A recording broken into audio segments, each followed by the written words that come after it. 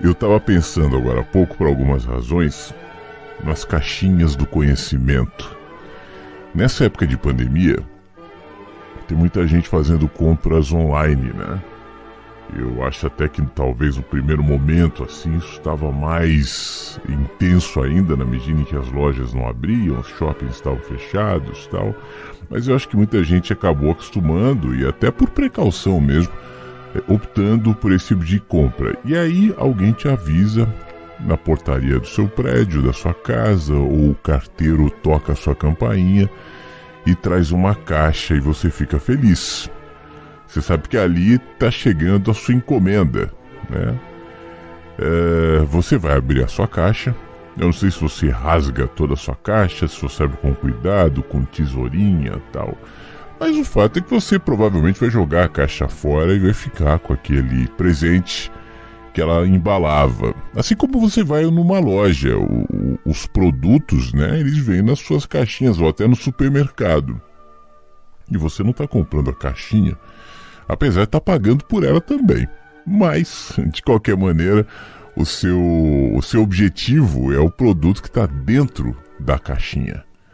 As caixas são importantes para a gente carregar os objetos, para que eles sejam protegidos enquanto vêm pelo correio, enquanto são expostos nas prateleiras das lojas e supermercados. É importante, né? Mas a gente tem consciência de que o produto é uma coisa, a caixa é outra coisa. Se você quiser especificamente uma caixa para enviar um presente ou para guardar algum objeto, você vai lá e compra uma caixa, mas ela também vai servir para guardar alguma coisa. Caixas são para isso. O conhecimento muitas vezes vem em caixinhas para a gente. E são muitas as caixinhas, né? A filosofia vem em caixinhas, a espiritualidade vem em caixinhas, o conhecimento intelectual vem em caixinhas também. Só que geralmente a gente valoriza muito as caixinhas e se esquece do que elas trazem. E se esquece que o conhecimento, assim como os produtos, não são as caixas. As caixas só transportam aquele produto. Eu pensei nisso agora há pouco, porque eu estava lendo uma mensagem no YouTube. Em relação a um dos meus vídeos, uma pessoa comentou assim: falta mais filosofia nos seus conteúdos. Aí eu fiquei refletindo assim, o que será que essa pessoa entende por filosofia, né? Eu vou te dizer o que eu entendo por filosofia. Para mim, filosofia é a capacidade de fazer perguntas. Essa é a diferença da filosofia e da religião, por exemplo. A religião tem a incumbência de trazer respostas. Então você tem medo da morte, você não sabe o que vai ser depois, você tem medo das questões difíceis da vida, e você vai buscar respostas na religião. Aí você vai procurar um sacerdote, um pastor, um padre, um líder de centro espírita, de umbanda, enfim, um rabino, e vai fazer perguntas, e ele vai te dar respostas conforme aquela crença, né? A filosofia não tem esse objetivo, porque a filosofia é o entendimento de que as perguntas estão todas espalhadas aí, e são muitas, e muitas, e muitas, de modo que nenhuma vai encontrar em definitivo uma resposta que a encerre. Não é à toa que desde os primeiros filósofos até hoje, as perguntas continuam sendo feitas, e muitas vezes com outras linguagens. Mas elas estão sendo feitas. E muitas vezes você pode admirar determinado filósofo e saber que o que ele pensa é oposto ao outro filósofo que você também admira. Você gosta dos dois. Só que eles pensam de maneira absolutamente diferente. Aí vem um terceiro filósofo para desdizer aqueles dois anteriores e diz algo que você também gosta. E aí você captura um pouco de cada uma das ideias e sabe que nenhuma é absoluta. Na minha opinião, o bom filósofo é aquele que sabe que o seu pensamento jamais vai encerrar questão nenhuma. Ele é só uma ponte. Existem pensamentos que são muros. Geralmente as religiões se colocam dessa maneira porque uma vez que você encontre o muro, você não pode ultrapassá-lo. Você está numa estrada, né? A estrada te permite determinada velocidade. Você está indo ali com o seu carro, vendo a paisagem e tal. Daqui a pouco um muro na estrada. O que você faz? Você freia. Você não vai tentar ultrapassar o muro com o seu carro. A religião geralmente coloca esses muros e essas cercas dizendo: daqui não passe. E chama isso de fé. Como é que você vai duvidar? A dúvida, que muitas vezes é encarada como heresia pela religião, é a pergunta, né?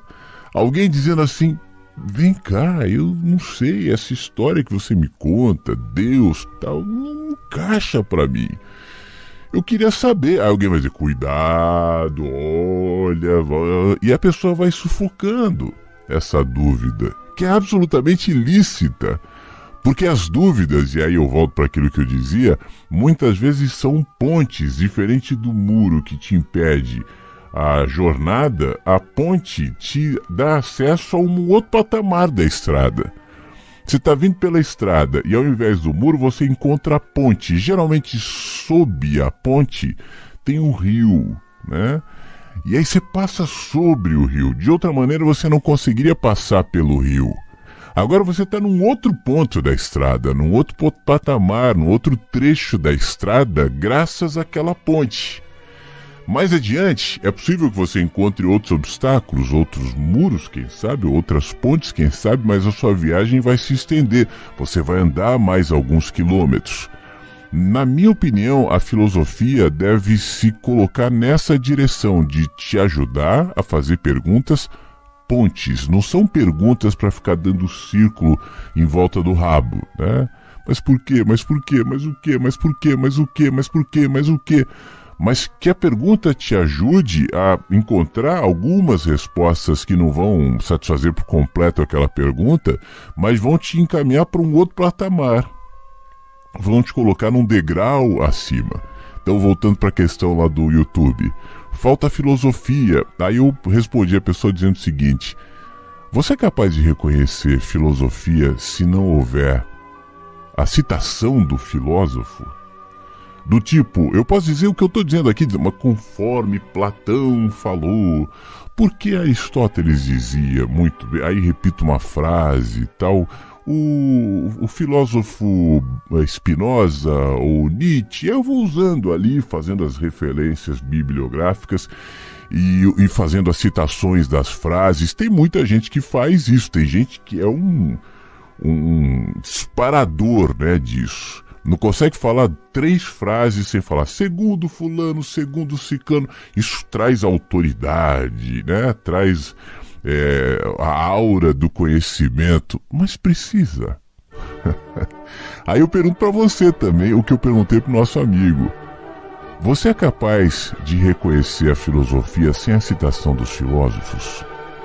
Você é capaz de reconhecer o conhecimento sem a caixa, sem o envelope, sem a ostentação da intelectualidade, seja ela qual mais lhe apetecer? É a mesma coisa da espiritualidade, né? Tem muita gente que só consegue identificar a espiritualidade se ela for carregada dos códigos, da linguagem que é identificada para aquela pessoa como tal.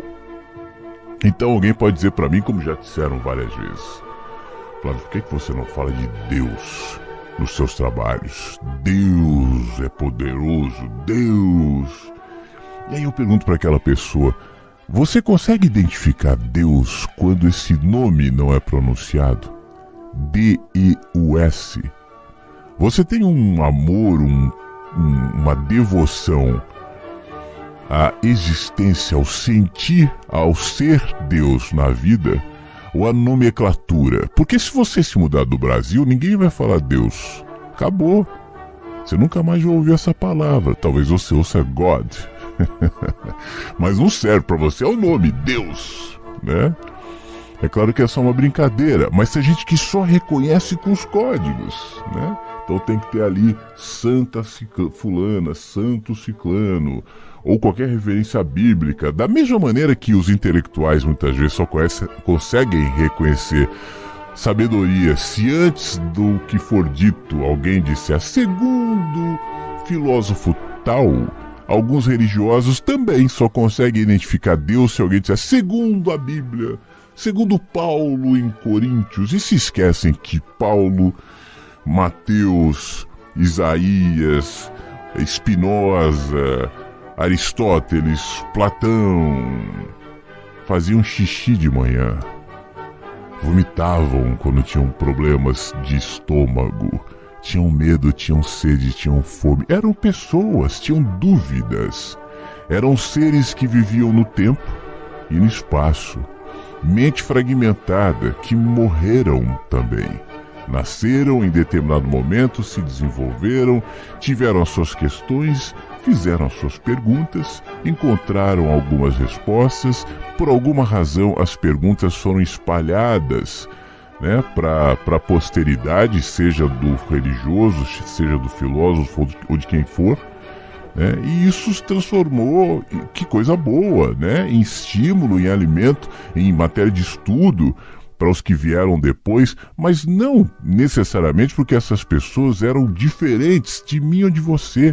Por isso, eu, pessoalmente, eu não me encerro atrás de qualquer outro pensador, por mais que eu admire, e há muitos que eu admiro, há muitos que contribuem demais, que eu gosto de ler, mas que são pensadores, que são pessoas, e antes de tudo são humanos, exatamente como eu ou como você. Só que o conhecimento tem que ser protegido, porque se o conhecimento cresce em você, ele não tem limites. A proporção que ele pode tomar, a partir do seu olhar, das suas ideias, ela pode ser absolutamente subversiva. E a gente já falou em sistemas essa semana, né, em relação aos sistemas que são colocados na sociedade.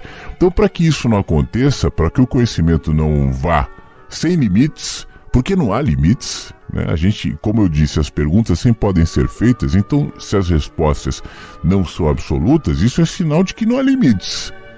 Então o que tem que fazer? Colocar numa caixa. E aí você fica limitado aos movimentos impostos pela caixa. Se você é religioso, ultrapassando determinado limite, você é um herege. Você tem que andar dentro da linha daquela cultura religiosa. Senão você não pode ser considerado um católico, um evangélico, um judeu, um espírita, e assim vai. Porque a filosofia é perigosa. Então houve um acordo ali, ó. Então a gente vai manter a filosofia dentro da circunscrição dos filósofos. A gente vai estudar a vida dos filósofos. E é isso. Aí alguém fala assim, você é formado em filosofia, então você não é filósofo.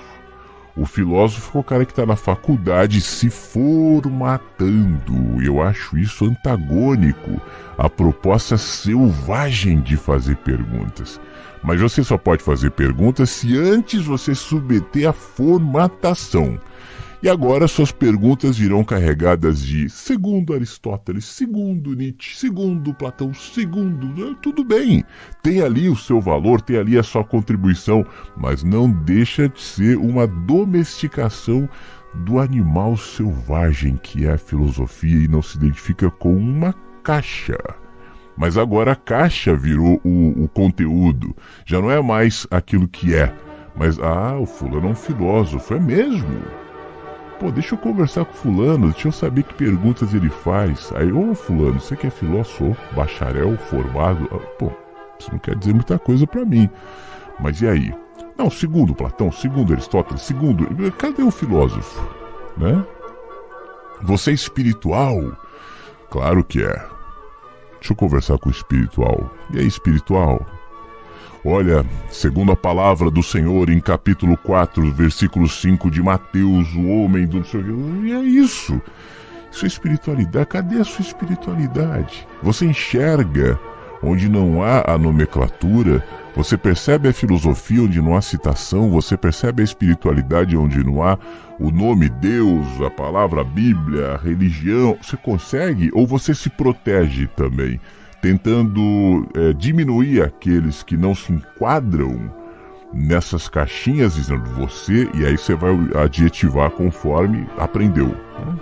você é um herege, você é um ignorante, ou você, enfim, só para se proteger. No fim das contas, a sabedoria selvagem, chame ela do que quiser, ela foi circunscrita às caixinhas, e hoje nós aprendemos que a caixa nos traz o conhecimento, quando na realidade a caixa só carrega o conhecimento. Você pode aprender sobre espiritualidade na igreja, nos livros, na faculdade, sobre filosofia, o conhecimento, maravilha. Mas isso não é a espiritualidade, o conhecimento, isso é só um condutor que, se em você não criar raízes e superar aqueles que você chama de filósofos e apóstolos e pastores e padres e fulano de tal, de seres e personagens bíblicos, enfim, mas em prática de vida, ainda que isso não tenha nome, então não serve para muita coisa. Aquele que entende o que eu estou dizendo não se sente confortável em colocar uma coleira no seu conhecimento e dizer: eu sou um ista, seja lá qual ista, eu sou um ósofo, seja lá qual ósofo. A sociedade diz: esse não se inquieta por ter ou não ter um diploma. Sabe que isso vale para nossa sociedade, legal. Não estou desmerecendo não, tá? Tem lá, claro, o seu valor, mas é um valor relativo. A sabedoria está acima disso e serve como a ponte e não como um muro. Nessa estrada que você percorre, você tem encontrado pontes ou você tem encontrado muros? Se tem muros na sua frente, talvez esteja na hora de superá-los, de quebrá-los, de seguir adiante.